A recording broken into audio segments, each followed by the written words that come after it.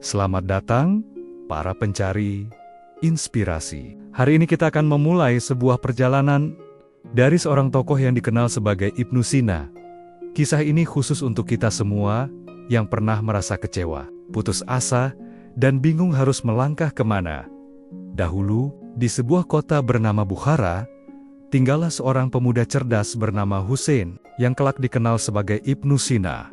Meski dikenal jenius, ia baru saja mengalami hal yang sangat menyakitkan. Penolakan, ia sangat berharap bisa diterima bekerja sebagai asisten di perpustakaan besar kota itu. Ia sudah belajar begitu keras, menguasai banyak ilmu, dan merasa siap. Namun, lamarannya ditolak hanya karena satu alasan.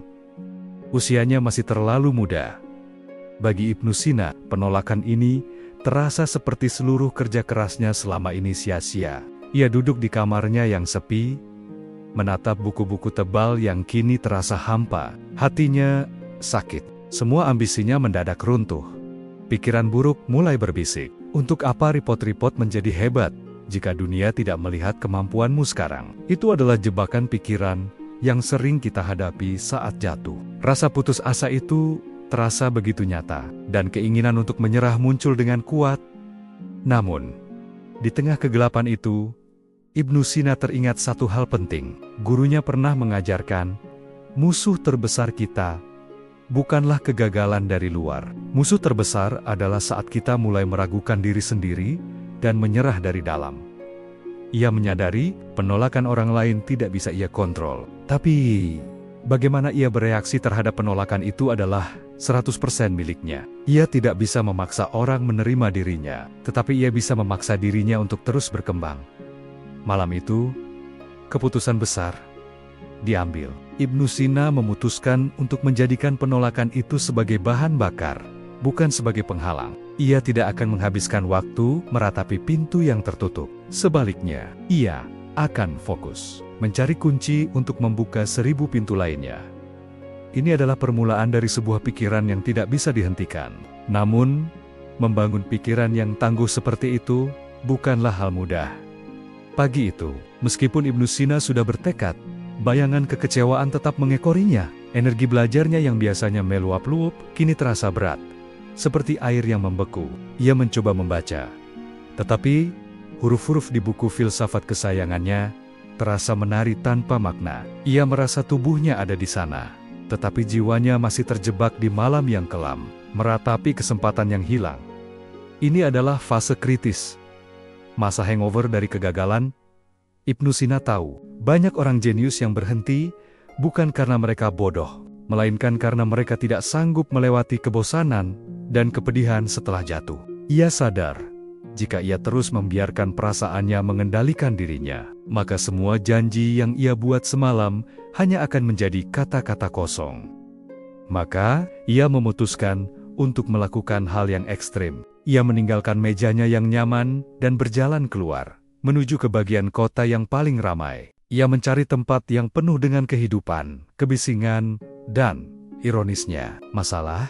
Ia pergi ke pasar, lalu ke klinik kecil milik seorang tabib tua. Ia ingin melihat dunia nyata bekerja. Ia melihat orang-orang yang menderita sakit, yang berjuang untuk makanan, dan yang menghadapi masalah hidup yang jauh lebih besar daripada sekadar penolakan lamaran kerja. Tiba-tiba, kekecewaannya terasa kecil. Ibnu Sina menyadari satu hal. Ilmu pengetahuan tidak seharusnya menjadi pelarian dari masalah, melainkan menjadi alat untuk memecahkan masalah. Saat itulah, ia menemukan bounce back sejatinya. Bukan dalam kemarahan atau penolakan diri, tetapi dalam tujuan yang lebih besar. Jika ia tidak bisa melayani ilmu di perpustakaan besar, ia akan melayani manusia di jalanan. Ia memutuskan untuk mengalihkan seluruh fokus dari mencoba membuktikan kehebatannya, menjadi mencoba memberikan manfaat nyata kepada orang lain. Dengan tujuan yang baru ini, energi Ibnu Sina kembali meledak. Ia kembali ke rumah dengan mata menyala. Ia tidak lagi membaca untuk ujian atau pengakuan. Ia membaca untuk menyelamatkan. Keputusan itu memang mengembalikan semangatnya. Tetapi kini tantangan baru datang. Keterbatasan sumber daya. Ibnu Sina tidak lagi memiliki akses mudah ke perpustakaan besar yang berisi ribuan gulungan manuskrip berharga. Ia harus puas dengan beberapa buku tua milik ayahnya dan katitan-katitan yang ia kumpulkan sendiri. Ini adalah ujian kedua bagi pikiran yang tidak bisa dihentikan. Bagaimana cara mengubah kekurangan menjadi keunggulan? Ibnu Sina tahu, jika ia hanya memiliki sedikit buku, maka ia harus menguasai sedikit buku itu secara mutlak. Ia mengubah cara belajarnya. Ia tidak hanya membaca, tetapi ia mencerna setiap kalimat, membedah setiap konsep, dan menulis ulang itu dengan bahasanya sendiri. Ini adalah teknik yang kelak membuatnya menjadi penulis yang sangat handal pada malam-malam yang sunyi. Ketika orang lain tertidur, Ibnu Sina duduk di bawah cahaya lampu minyak yang redup. Ia tidak hanya mempelajari teori-teori kedokteran kuno, tetapi juga mengamati. Ia mengamati bagaimana cahaya bereaksi terhadap benda, bagaimana udara berubah seiring waktu, dan bagaimana pola tidur memengaruhi kesehatan. Seringkali, ia menemui kebuntuan yang benar-benar membuatnya frustrasi. Ada satu masalah medis yang ia coba pecahkan selama berhari-hari. Tetapi setiap jawaban yang ia temukan selalu terasa salah. Pada saat-saat kritis seperti itu, ia tidak memaksa pikirannya. Ia justru melakukan hal yang tak terduga, berdoa dan merenung di masjid. Ia percaya, pengetahuan sejati seringkali datang bukan dari buku, melainkan dari pencerahan batin setelah proses berpikir yang mendalam. Ia menggunakan maman-maman sunyi itu untuk menenangkan jiwanya dan memberi ruang bagi jawaban untuk muncul sendiri. Maka, ketika orang-orang sibuk menilainya berdasarkan usia muda dan penolakan yang ia terima, Ibnu Sina sedang sibuk membangun pondasi mental yang tak tertembus. Ia membuktikan bahwa ilmu pengetahuan sejati tidak butuh gedung mewah atau pengakuan, tetapi hanya butuh keinginan membara dan kemauan untuk terus mencari di tengah keterbatasan. Kini, tiba saatnya bagi ilmu yang ia kumpulkan untuk diuji oleh kenyataan. Di Bukhara, wabah penyakit mendadak menyerang beberapa keluarga miskin di pinggiran kota. Tabib-tabib senior yang ada di sana tampak kebingungan. Mereka menggunakan cara-cara lama yang tidak lagi efektif. Dan korban terus bertambah. Ini adalah kesempatan sekaligus risiko besar bagi Ibnu Sina. Jika ia berhasil, ia akan mendapatkan kepercayaan. Jika ia gagal, ia akan dicap sebagai pemuda sombong yang membawa malapetaka. Namun, suara hati yang memanggilnya untuk menolong jauh lebih kuat daripada rasa takut akan kegagalan. Dengan sisa keberanian yang ia punya, Ibnu Sina memberanikan diri mendekati salah satu rumah yang terkunci rapat. Karena ketakutan akan penularan, ia disambut bukan dengan ucapan terima kasih, melainkan dengan pandangan skeptis dan cemoohan dari para tetangga. Mereka melihatnya hanya sebagai anak muda tanpa jubah resmi seorang dokter. "Mengapa engkau datang, anak muda? Apakah engkau pikir engkau lebih pintar dari para tabib senior yang sudah menyerah?" Tanya salah seorang kepala keluarga dengan suara bergetar. Ibnu Sina tidak membalas dengan kemarahan. Ia menjawab dengan keyakinan tenang yang hanya dimiliki oleh orang yang benar-benar menguasai ilmunya. Ia menjelaskan bahwa ia telah mengamati pola wabah itu, dan bahwa penyebabnya mungkin bukanlah kutukan, melainkan sesuatu yang berkaitan dengan air dan kebersihan saat ia mulai merawat pasien. Pertamanya seorang anak kecil yang kondisinya sangat lemah ketegangan mencapai puncaknya. Ia memberikan ramuan yang berbeda. Ia meminta ventilasi udara, dan ia menekankan pentingnya isolasi, konsep yang saat itu masih asing. Seluruh kota menahan napas. Ini adalah pertaruhan ilmu melawan tradisi, harapan melawan keputusasaan. Ibnu Sina tidak hanya berjuang untuk pasiennya, tetapi ia berjuang untuk membuktikan bahwa penolakan tidak bisa mendefinisikan kemampuan sejati. Ia berjuang untuk menegaskan bahwa pengetahuan yang ia dapatkan di bawah lampu minyak tanpa pengakuan resmi adalah pengetahuan yang sah dan kuat. 2 hari yang berlalu terasa seperti 2 tahun. Setiap detik adalah ujian. Ibnu Sina hampir tidak tidur. Ia mengamati perubahan sekecil apapun pada kondisi anak yang ia rawat, mengabaikan tatapan sinis dari tabib-tabib tua yang sesekali lewat. Kekuatan mentalnya diuji bukan lagi oleh penolakan, melainkan oleh beban tanggung jawab atas nyawa seseorang. Kemudian, pada pagi hari ketiga, sebuah keajaiban terjadi. Anak yang dirawatnya membuka mata. Demamnya mulai turun. Nafsu makannya kembali. Walaupun belum sepenuhnya pulih, perubahan ini adalah sinyal kemenangan yang tidak terbantahkan. Ibnu Sina telah berhasil mematahkan rantai kegagalan yang menjerat tabib-tabib lain.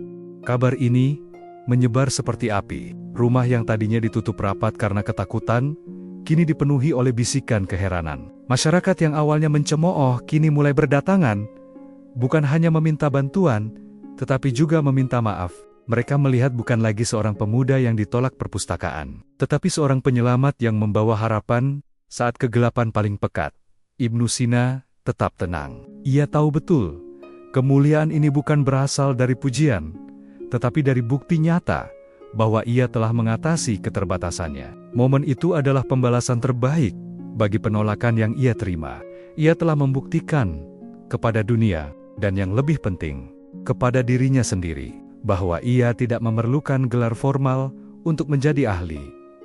Namun, keberhasilan ini justru membawa tantangan yang lebih besar, popularitas, dan tuntutan yang berlebihan. Tiba-tiba, semua orang menginginkannya. Ia diundang ke istana, disanjung oleh bangsawan, dan dibebani tugas-tugas yang jauh melampaui usianya. Ibnu Sina harus mengambil keputusan lagi. Haruskah ia menikmati kemuliaan baru ini? Atau haruskah ia kembali kepada tujuan utamanya, membangun ilmu yang tak tertandingi? Ia tahu, popularitas adalah jebakan yang lebih berbahaya daripada kegagalan.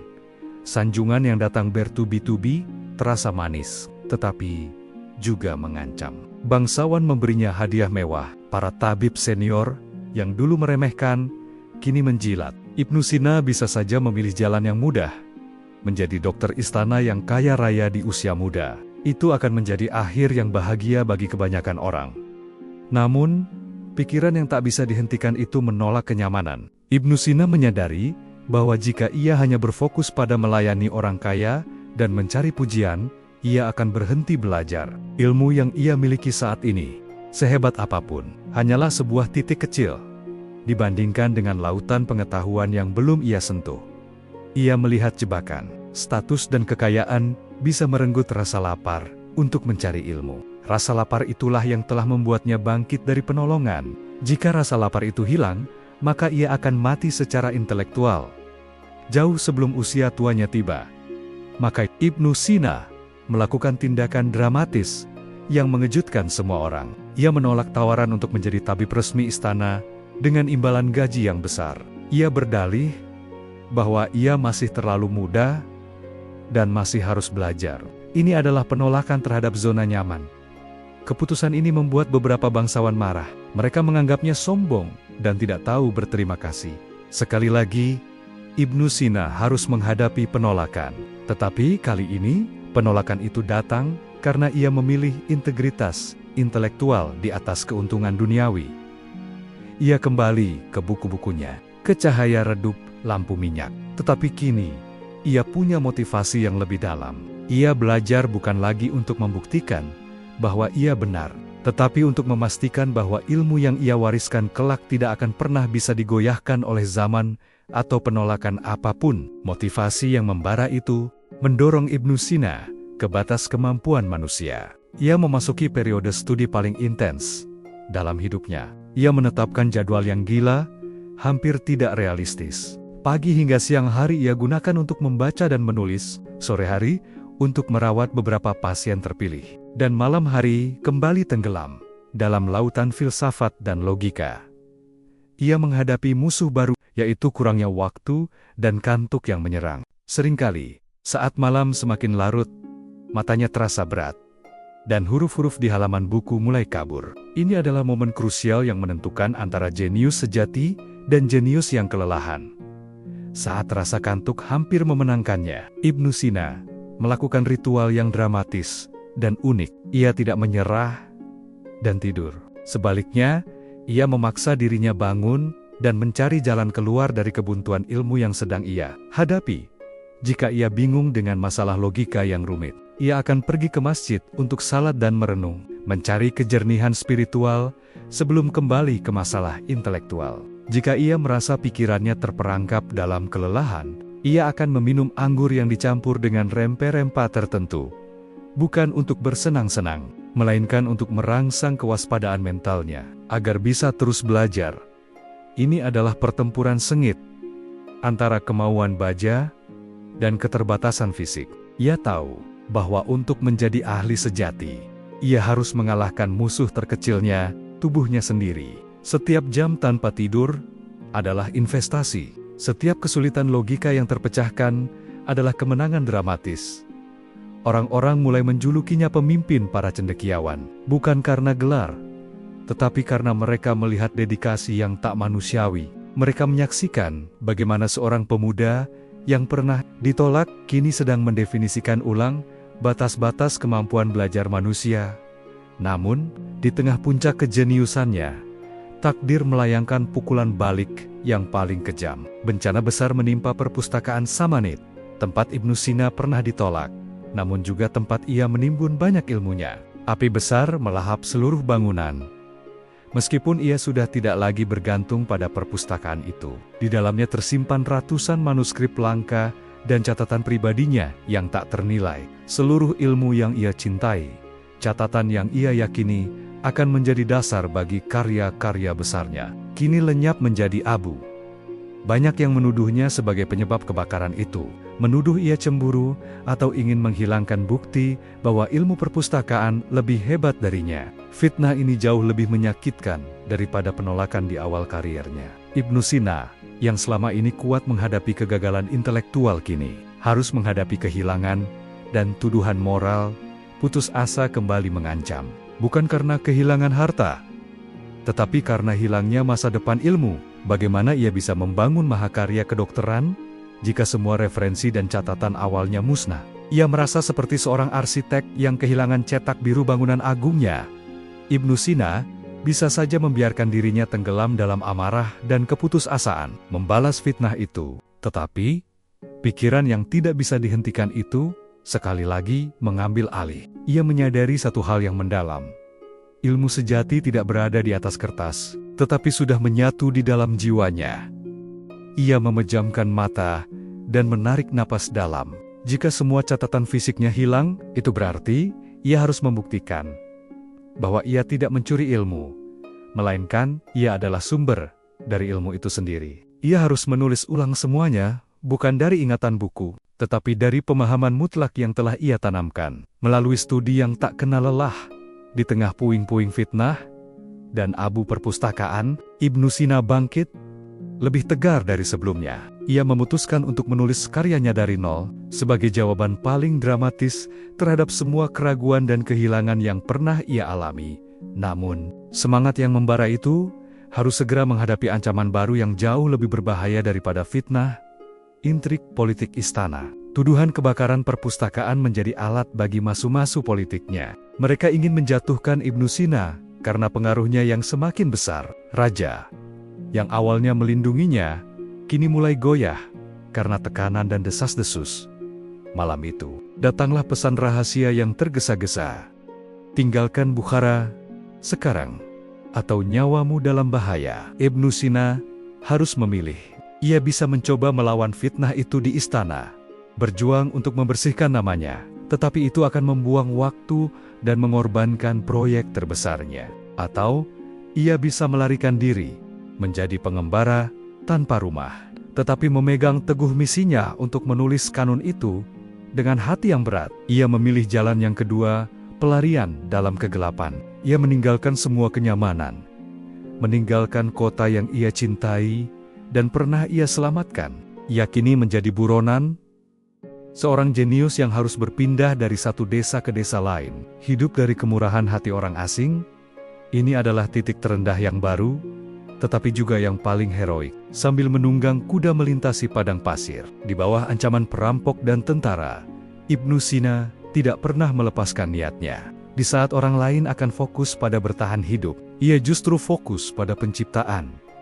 Di tenda-tenda sederhana, di sela-sela waktu istirahat pengembaraan, dengan selembar perkamen dan tinta yang terbatas, ia mulai menuliskan kalimat pertamanya. Ia menuangkan semua ilmu kedokteran yang ada di kepalanya, mulai dari anatomi hingga pengobatan. Seolah-olah ingatannya adalah perpustakaan yang tak terbakar. Ia telah mengubah ancaman terbesar dalam hidupnya menjadi studio tulis. Pengembaraan itu keras, sangat keras. Ibnu Sina harus menghadapi dingin yang menggigit di malam hari dan terik matahari di siang bolong. Makanan seringkali kurang, dan ancaman penyakit selalu mengintai. Namun, setiap kesengsaraan yang ia rasakan bukanlah hambatan, melainkan laboratorium pribadinya. Ketika ia jatuh sakit karena kelelahan dan kurang gizi, alih-alih panik, ia justru mengamati gejala-gejala tubuhnya dengan detail ilmiah. Ia mencatat bagaimana demamnya naik turun, bagaimana nyeri itu muncul, dan bagaimana ramuan sederhana yang ia buat sendiri memengaruhi pemulihannya. Dirinya sendiri menjadi pasien dan objek studinya. Sementara tubuhnya berjuang, pikirannya terus bekerja pada kanun. Ia menulis di atas sadel kuda, di samping perapian yang berasap, dan kadang-kadang di dalam sel yang dingin ketika ia sempat tertangkap dan dipenjara sebentar oleh penguasa lokal yang curiga. Setiap penolakan baru, setiap pintu yang tertutup di wajahnya, justru memperkuat kejelasan dalam tulisannya. Ia bertekad membuat karyanya begitu terstruktur, begitu lengkap, dan begitu logis, sehingga tidak ada satupun tabib di masa depan yang bisa meragukannya. Terlepas dari latar belakang atau pengakuannya, ia tidak hanya menyusun ulang ilmu kedokteran kuno. Ia mempertanyakan, ia memperbaiki, ia menambahkan bab-bab baru tentang penyakit yang belum pernah dideskripsikan. Semua berdasarkan pengamatan tajam yang ia kumpulkan selama pengembaraan. Ini adalah periode penciptaan yang paling heroik dan dramatis. Seorang jenius yang diburu, dipaksa hidup dalam kemiskinan, namun sedang menyusun buku yang akan menjadi standar kedokteran dunia selama 1000 tahun ke depan. Kanun adalah bukti nyata. Kegagalan hanya bisa menghentikan langkahmu, tetapi tidak pernah bisa menghentikan pikiranmu setelah bertahan hidup dalam pelarian. Takdir akhirnya membawa Ibnu Sina ke Isfahan, sebuah kota yang diperintah oleh seorang emir yang bijaksana dan menghargai ilmu pengetahuan. Di sana, untuk pertama kalinya, setelah sekian lama, ia menemukan ketenangan dan perlindungan yang ia butuhkan untuk menyelesaikan karya agungnya. Ia diterima bukan hanya sebagai tabib, tetapi sebagai wazir penasihat utama emir. Ini adalah puncak pengakuan politik, jauh melampaui posisi asisten perpustakaan yang pernah ia dambakan dan ditolak di masa lalu dengan fasilitas yang memadai. Ibnu Sina kini bekerja tanpa henti. Malam-malam yang dulu dihabiskan dalam kegelapan, kini dihabiskan di perpustakaan istana yang hangat, dengan tumpukan tinta dan kertas terbaik. Bab demi bab, Al-Kanun fi At-Tib selesai dituliskan, menjadi sumur ilmu yang luar biasa. Namun, di tengah kemewahan istana, muncullah ujian moral yang paling tajam. Sebagai wazir, Ibnu Sina berada di pusat kekuasaan dan intrik. Emir seringkali memintanya untuk menggunakan kecerdasannya, bukan untuk menyelamatkan nyawa, melainkan untuk meramalkan nasib musuh, menyusun strategi perang yang licik, bahkan meracik obat-obatan yang bisa melemahkan lawan secara diam-diam. Tuntutan untuk menyalahgunakan ilmunya demi ambisi politik adalah godaan yang jauh lebih berbahaya daripada fitnah atau kemiskinan. Jika ia setuju, ia akan mendapatkan kekuasaan tak terbatas. Jika ia menolak, ia akan kehilangan perlindungan dan kembali menjadi buronan. Ibnu Sina berhadapan dengan dilema dramatis. Apakah ia akan membiarkan ilmunya yang ia perjuangkan mati mission menjadi senjata politik? Ia mengingat janji sucinya saat pertama kali bangkit dari keterpurukan, bahwa ilmu harus melayani kemanusiaan, bukan kekuasaan. Pada suatu malam, di ruang rahasia istana yang disinari oleh obor, Emir menuntut Ibnu Sina untuk merumuskan sebuah racun yang bekerja lambat, yang tidak meninggalkan jejak, untuk melenyapkan saingan politiknya yang berpengaruh. Wajah Emir tampak dingin, dan permintaannya adalah ujian loyalitas tertinggi. Ketegangan di ruangan itu terasa tebal. Udara seakan berhenti bergerak. Jika Ibnu Sina menuruti, ia akan menjadi tangan kanan paling kuat dalam sejarah politik. Jika ia menolak, ia akan dicap sebagai pengkhianat dan tamat. Ibnu Sina berdiri tegak. Mata sang wazir tidak menunjukkan rasa takut, tetapi kesedihan mendalam. Dengan suara yang tenang namun tegas, ia menolak. "Tuanku Emir," katanya, "saya mengabdikan hidup saya untuk memahami hukum alam, bukan untuk merusaknya. Ilmu yang saya miliki adalah untuk menyembuhkan, bukan untuk membunuh. Jika saya menggunakan pengetahuan ini untuk mengambil nyawa, maka saya tidak ada bedanya dengan penyihir yang keji, dan ilmu yang saya tulis di kanun tidak akan pernah sah. Penolakan ini adalah deklarasi perang tanpa pedang. Wajah Emir langsung berubah murka. Ia tidak terbiasa ditolak oleh bawahannya, apalagi oleh seorang wazir yang baru diangkat. Apakah engkau meremehkan kekuasaanku, wahai pemimpin para cendekiawan? Ingat, yang memberimu perlindungan dan pena untuk menulismu adalah aku, teriak Emir. Suaranya menggema di ruangan itu. Ibnu Sina menunduk, tetapi hanya untuk menghormati jabatan, bukan untuk menyerah. Tuanku, ilmu ini adalah anugerah Tuhan. Saya akan menggunakannya untuk melayani Anda sebagai tabib dan penasihat bijaksana. Tetapi, jika tujuannya adalah merusak, maka saya lebih memilih kehilangan jabatan, bahkan kehilangan nyawa, daripada mengkhianati prinsip ilmu yang telah saya perjuangkan di tengah pengasingan. Keputusan ini membuatnya kembali kehilangan kenyamanan. Meskipun Emir tidak langsung membunuhnya, Ibnu Sina tahu bahwa ia telah menciptakan musuh yang jauh lebih kuat daripada musuh lamanya. Ia kini harus melanjutkan proyek kanun dalam biang-biang ancaman baru dari orang-orang yang seharusnya melindunginya. Kehidupan di istana seketika berubah. Senyum manis para pejabat kini menyembunyikan rencana jahat. Setiap hidangan yang disajikan kepadanya terasa mencurigakan. Setiap perjalanan yang ia lakukan terasa seperti jebakan. Ibnu Sina harus menggunakan seluruh ilmu logikanya yang ia pelajari dari filsafat untuk berpikir satu langkah di depan musuh-musuhnya. Ia tidak bisa lari lagi. Ia harus bertahan di pusat badai. Maka, ia menggunakan strateginya yang paling hebat, kerahasiaan dan kepura-puraan, di hadapan emir dan para pejabat. Ibnu Sina menjalankan tugasnya sebagai wazir dengan sempurna. Tetapi ia membatasi dirinya hanya pada masalah-masalah non-esensial. Ia bersikap biasa-biasa saja, seolah-olah ia telah menerima kekalahannya dan tidak lagi ambisius. Ini adalah topeng yang ia pakai untuk meredakan kecurigaan. Namun, di balik topeng itu, setiap malam, Ibnu Sina bekerja gila-gilaan. Ia membagi fokusnya. Ketika ia menulis kanun ilmu kedokteran, ia melakukannya di ruangan tersembunyi. Ketika ia menulis kitab As-Sifa, buku penyembuhan, karya ensiklopedia besarnya tentang logika, fisika, dan metafisika, ia melakukannya dengan hati-hati, hanya ditemani oleh beberapa murid yang sangat ia percayai. Ada kalanya, ia harus berhadapan langsung dengan ancaman. Suatu ketika, ia dituduh lalai dalam tugas dan terancam dipecat. Alih-alih membela diri dengan emosi, Ibnu Sina justru menggunakan pengetahuan psikologisnya. Ia menganalisis kelemahan penuduhnya dan membalas tuduhan itu dengan argumen logika yang begitu tajam dan tak terbantahkan, membuat si penuduh tampak bodoh di hadapan emir. Ia membuktikan bahwa pikiran yang tak bisa dihentikan tidak hanya berarti terus maju, tetapi juga pintar dalam bertahan. Setiap intrik yang ia hadapi kini menjadi babak baru dalam perjuangan epiknya, menyelesaikan warisan ilmunya sebelum bayangan kegelapan akhirnya menelannya. Tentu, kita lanjutkan ke episode 14. Kita akan mendramatisir dampak psikologis dari tekanan istana dan cara Ibnu Sina mempertahankan kejernihan mentalnya. The Unstoppable Mindia membuktikan bahwa pikiran yang tak bisa dihentikan tidak hanya berarti terus maju, tetapi juga pintar dalam bertahan. Setiap intrik yang ia hadapi, kini menjadi babak baru dalam perjuangan epiknya. Menyelesaikan warisan ilmunya sebelum bayangan kegelapan akhirnya menelannya.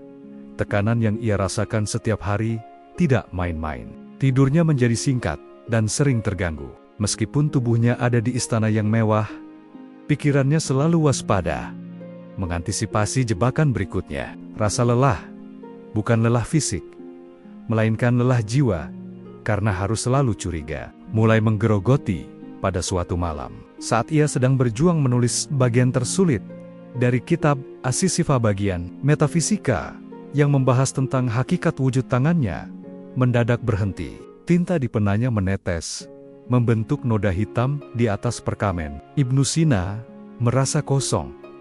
Ini bukanlah kegagalan intelektual, melainkan kehancuran emosional sesaat. Ia merindukan ketenangan Bukhara yang sederhana. Saat ia hanya perlu melawan rasa kantuk, bukan melawan manusia. Ia merasa terasing. Ia adalah seorang wazir yang berkuasa, tetapi juga seorang tawanan dari kejeniusannya sendiri. Untuk pertama kalinya dalam waktu yang lama, Ibnu Sina membiarkan dirinya merasakan kerapuhan manusiawinya. Ia menyadari, jika ia terus membiarkan ketegangan ini menumpuk, ia akan kehilangan kejernihan mental yang sangat ia butuhkan untuk menyelesaikan kanun. Maka, ia menciptakan benteng terakhir. Benteng di dalam pikirannya. Ia mulai menerapkan disiplin mental yang lebih ketat. Sebelum mulai bekerja, atau saat menghadapi emir, ia akan menarik napas dalam-dalam, dan membayangkan dirinya berdiri di atas gunung tinggi, jauh dari hiruk-pikuk istana. Ia berlatih untuk memisahkan dirinya dari emosi negatif, tanpa kehilangan kepekaannya. Ia menggunakan waktu singkat antara tugas-tugas wazir, untuk menyusun puisi dan musik, bukan sebagai hiburan, tetapi sebagai latihan jiwa, untuk membersihkan pikirannya dari racun politik. Ia menjadikan seni sebagai katarsis dramatis. Dengan menguasai emosinya, ia menguasai lingkungannya. Ia membuktikan bahwa untuk menyelesaikan misi besar, di tengah badai, kita harus menjadi ahli dalam mengendalikan. Namun, di istana yang dipenuhi serigala berbulu domba, satu kepintaran saja tidak cukup. Salah satu pejabat yang iri, yang sudah lama mengintai, akhirnya berhasil menjebaknya. Dengan tuduhan palsu pengkhianatan dan konspirasi, Ibnu Sina ditangkap dan dijebloskan ke dalam penjara yang gelap dan lembab. Ini adalah kejatuhan yang paling menyakitkan. Seorang pria yang menolak kekayaan demi ilmu, kini terkurung, terpisah dari buku dan penanya, di tempat yang dingin dan penuh penyakit. Semua yang ia perjuangkan terasa sia-sia.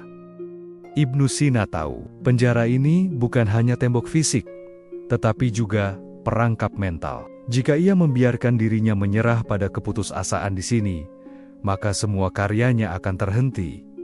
Di dalam sel, ia mendapati dirinya dikelilingi oleh narapidana yang sakit dan terabaikan. Udara kotor dan makanan yang buruk adalah racun yang lambat. Ibnu Sina menyadari, ia harus menggunakan ilmu kedokterannya yang telah ia ciptakan di tengah pelarian untuk bertahan hidup di tempat yang dirancang untuk membunuh.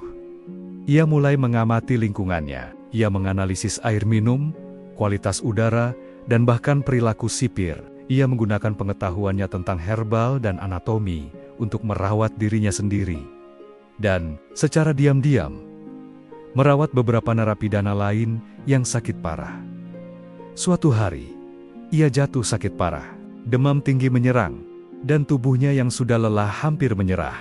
Dalam kondisi setengah sadar, Ibnu Sina menjadi pasien dan dokter di saat yang sama. Ia memaksakan dirinya untuk menganalisis gejalanya, mengingat bab dalam kanun yang ia tulis di masa lalu, dan merumuskan resep untuk dirinya sendiri dari rempah-rempah yang ia temukan terselip di sela-sela tembok penjara sisa dari makanan para sipir. Melalui cobaan dramatis ini, ia tidak hanya menyelamatkan nyawanya, tetapi juga membuktikan satu hal lagi. Pikiran yang tak bisa dihentikan adalah satu-satunya harta yang tidak bisa dicuri atau dipenjarakan. Bahkan, di balik jeruji besi, ilmunya adalah kebebasan terbesarnya. Namun, ilmu saja tidak cukup untuk membuka gerbang penjara. Tepat ketika harapan Ibnu Sina mulai menipis, sebuah rencana pelarian yang berani mulai dijalankan oleh murid-murid Nia yang setia. Mereka menyamar, menyuap, penjaga, dan menyelundupkan pakaian serta obat yang memperlambat kinerja mentalnya, bukan untuk menyakitinya, melainkan untuk membuatnya tampak sakit dan tak berdaya. Pelarian itu sendiri adalah sebuah drama sunyi. Di tengah kegelapan malam, Ibnu Sina harus berakting seolah ia adalah narapidana yang hampir mati, agar tidak dicurigai oleh sipir yang berpatroli.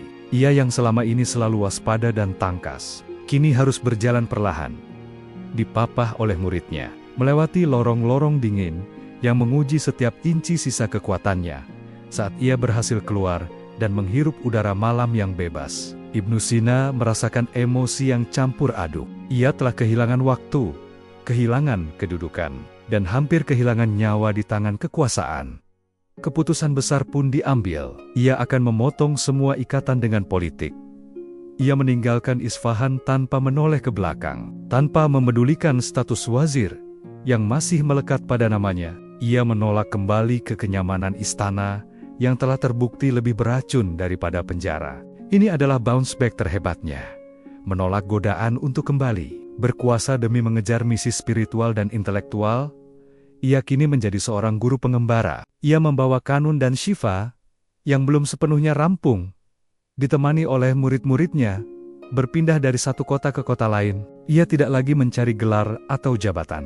Ia hanya mencari kedamaian untuk menyelesaikan warisan terbesarnya, dan murid yang layak untuk mewarisi ilmunya. Pengembaraan baru ini, meskipun sederhana, penuh dengan tantangan yang berbeda. Perasaan terburu-buru. Ibnu Sina sadar bahwa hidupnya tidak abadi. Ia harus berpacu dengan waktu untuk menuangkan seluruh pengetahuannya ke atas kertas sebelum ajal menjemput. Di setiap kota tempat mereka berhenti, di masjid kecil, di madrasah yang sunyi, atau bahkan di gua di pegunungan, Ibnu Sina akan segera membuka perkamennya. Ia mengajar para muridnya sambil menulis. Ini adalah tindakan simultan antara penciptaan dan pengajaran. Murid-muridnya menyaksikan proses dramatis itu. Mereka melihat bagaimana Ibnu Sina, tanpa buku referensi dan tanpa kemewahan, mampu menuliskan bab-bab yang begitu rumit tentang tata surya, jiwa manusia, dan pengobatan paling mutakhir. Seolah-olah ia sedang menyalin dari sebuah buku yang tak terlihat di udara. Penyelesaian Kanun Fiatib bukanlah peristiwa yang dirayakan dengan pesta besar. Itu adalah momen sunyi dan sakral di sebuah tempat pengasingan. Ketika ia menuliskan kalimat terakhir, Ibnu Sina merasakan kelegaan yang luar biasa. Ia telah memenuhi janjinya kepada dirinya sendiri di malam ia ditolak pertama kali. Karya itu, yang lahir dari penolakan, pelarian, dan penjara, kini menjadi manifesto keuletan yang abadi. Ibnu Sina kemudian menyerahkan Kanun kepada murid utamanya. Buku ini adalah hidupku. Buku ini adalah jawaban atas semua fitnah. Jaga baik-baik, karena isinya jauh lebih berharga daripada semua tahta dan emas di dunia. Maka, meskipun ia hidup sebagai pengembara, ilmunya mulai menyebar. Kanun dan Shiva disalin berulang kali, diselundupkan ke berbagai negara, dan mulai mengubah cara orang berpikir. Ibnu Sina telah menanamkan ilmunya, dan kini ia menunggu panennya. Penyebaran Kanun kedokteran terjadi secara diam-diam, seperti api di bawah sekam. Manuskrip-manuskrip itu disalin oleh para murid dan pedagang, diselundupkan melintasi perbatasan gurun dan lautan. Dalam waktu singkat, karya yang ditulis di tengah pelarian itu mulai diakui di pusat-pusat ilmu pengetahuan baru.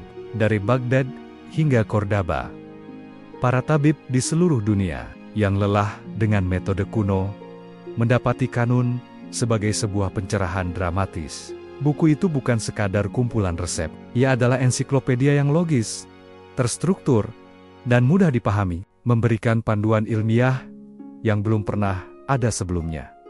Namun, kabar tentang popularitas Kanun akhirnya sampai ke telinga musuh-musuh lama Ibnu Sina, terutama para pejabat dan tabib senior yang pernah iri padanya di Bukhara dan Isfahan. Mereka menjadi gila. Bagaimana mungkin seorang buronan yang pernah mereka penjarakan, kini menjadi otoritas tertinggi dalam ilmu pengetahuan? Mereka mencoba melakukan serangan balasan. Mereka menyebarkan desas-desus bahwa buku itu mengandung ajaran sesat, bahwa Ibnu Sina mencuri semua idenya dari filsuf Yunani.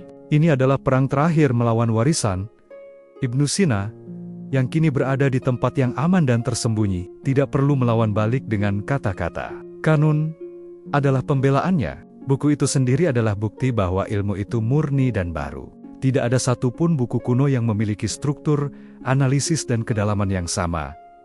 Ia menyadari, balas dendam terbaik bukanlah dengan menyerang musuh, tetapi dengan menjadi tak terkalahkan. Dan ia telah mencapai itu. Ia telah mengubah penolakan personal menjadi pencapaian universal. Ia telah mengajarkan kita bahwa ketika kita menciptakan sesuatu yang jujur dan besar, warisan itu akan hidup abadi. Jauh melampaui masa hidup musuh-musuh kita, tahun-tahun pengembaraan telah membawa kedamaian, tetapi juga menguras fisik Ibnu Sina. Tubuhnya, yang pernah ia paksakan untuk terus belajar, tanpa henti. Kini mulai menunjukkan tanda-tanda kelelahan ekstrem. Penyakit perut kronis yang ia derita sejak lama mulai memburuk. Sebuah ironi menyakitkan bagi sang dokter agung. Ibnu Sina tahu bahwa akhir hayatnya sudah dekat. Ia, yang menulis ribuan halaman tentang cara memperpanjang usia, kini harus menghadapi batas kematiannya sendiri. Namun, tidak ada kepanikan. Tidak ada penyesalan. Ia menyambutnya dengan ketenangan seorang ilmuwan yang mengamati fenomena alam. Ia memanggil murid-muridnya ke sampingnya, bukan untuk meminta mereka mendoakan kesembuhan, tetapi untuk memberikan pelajaran filosofis terakhir. Ia meminta mereka untuk membaca kembali bab-bab dari buku penyembuhan yang membahas tentang jiwa. Di detik-detik terakhirnya, Ibnu Sina tidak fokus pada kesakitan fisik. Ia fokus pada satu hal, integrasi jiwa dan ilmu. Ia melihat kembali perjalanan hidupnya. Dari seorang pemuda yang putus asa karena ditolak, hingga menjadi arsitek ilmu pengetahuan global. Ia menyadari bahwa setiap kegagalan penolakan perpustakaan, kebakaran manuskrip, penjara, dan pengasingan semuanya adalah bagian penting dari proses penciptaan. Jika ia tidak pernah merasa terdesak, kanun mungkin tidak akan pernah selesai. Jika ia tidak pernah dipenjara, ia tidak akan pernah tahu kekuatan ilmunya yang sesungguhnya. Kematian bagi Ibnu Sina bukanlah akhir, tetapi transisi dramatis bagi jiwanya. Ia meninggal dengan keyakinan mutlak bahwa ia telah menunaikan tugas terbesarnya, mengubah kekecewaan pribadi menjadi warisan universal. Demikianlah kisah Hussein, yang kita kenal sebagai Ibnu Sina, berakhir, namun warisannya tidak pernah mati. Selama ribuan tahun, kanun kedokteran yang ia tulis di tengah ancaman pelarian dan penjara, menjadi buku wajib di seluruh universitas di timur dan barat. Ibnu Sina mengajarkan kita sebuah kebenaran universal tentang bangkit dari keterpurukan. Ketika ia ditolak oleh perpustakaan di usia muda, ia tidak hanya marah. Ia menggunakan penolakan itu untuk bertanya, apa yang hilang dalam diriku yang tidak bisa dihancurkan oleh penolakan luar? Jawabannya adalah, pikiran yang tak bisa dihentikan. Ia membuktikan bahwa bounce back sejati bukanlah tentang melupakan kegagalan, melainkan tentang mengubah energi negatif kegagalan menjadi energi penciptaan positif. Setiap intrik, setiap penjara, setiap fitnah, tidak pernah menghentikan penanya. Itu semua hanya menjadi babak-babak. Untuk kita yang saat ini merasa putus asa, yang merasa seluruh dunia telah menutup pintu. Ingatlah, Ibnu Sina. Jangan biarkan nasib ditentukan oleh suara penolakan dari luar. Biarkan nasib ditentukan oleh kekuatan kehendak dari dalam diri. Tugas kita bukanlah menunggu penerimaan, tetapi menciptakan warisan yang begitu kuat, sehingga penolakan tidak lagi relevan. Ciptakan kanun sendiri, tuliskan ilmu sendiri, bangun karya sendiri. Ingat, mereka mungkin bisa memenjarakan tubuh, mencuri harta, atau meragukan bakat. Tetapi, pikiran yang sudah dikunci dengan tujuan besar adalah satu-satunya harta yang benar-benar abadi. Maka, bangkitlah. Gunakan abu dari kegagalan untuk menuliskan karya agung. Karena sama seperti Ibnu Sina, pikiran kita juga tidak bisa dihentikan.